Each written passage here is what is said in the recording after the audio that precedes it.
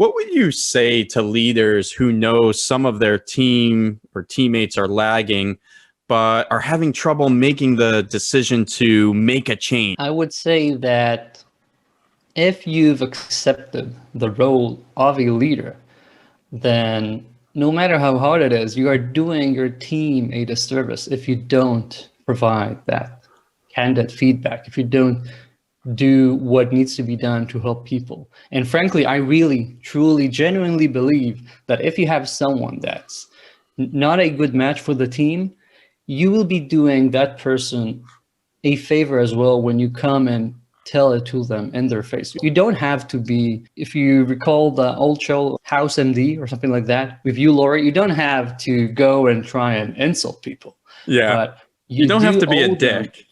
Exactly, but you don't have to do that, but you do need to be frank and tell them, have you noticed that the past couple of months you haven't been on top of your game, stuff like that.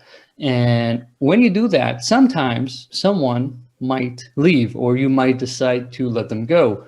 But I've seen a bunch of times when someone moves on to a new team or a new company and thrive over there, because sometimes just the circumstances over here at this specific point in time and this specific team doesn't work, but they can just move along and become better. And I genuinely believe that.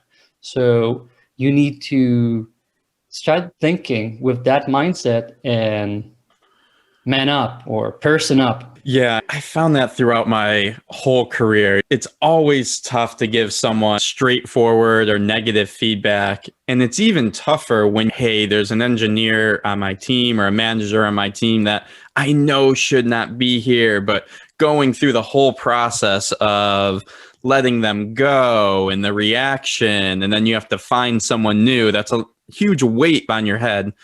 But every time that I've done that in my career, like you say, it has always worked out not only better for me and my team, doing a service to my team by doing that, but also typically that person is able to find a better situation for themselves, a culture, maybe learning opportunities. It usually works better for them as well. So pulling the trigger at the right time on that, making the change has always been honestly more positive than negative for me.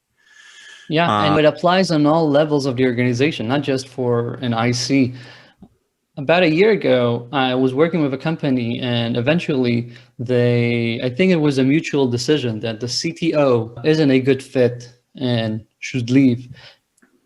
Fast forward a year, the team is now like 3 times the size and doing great. And that CTO is now a co-founder of a new startup and he's having fun as well. It's a win-win situation.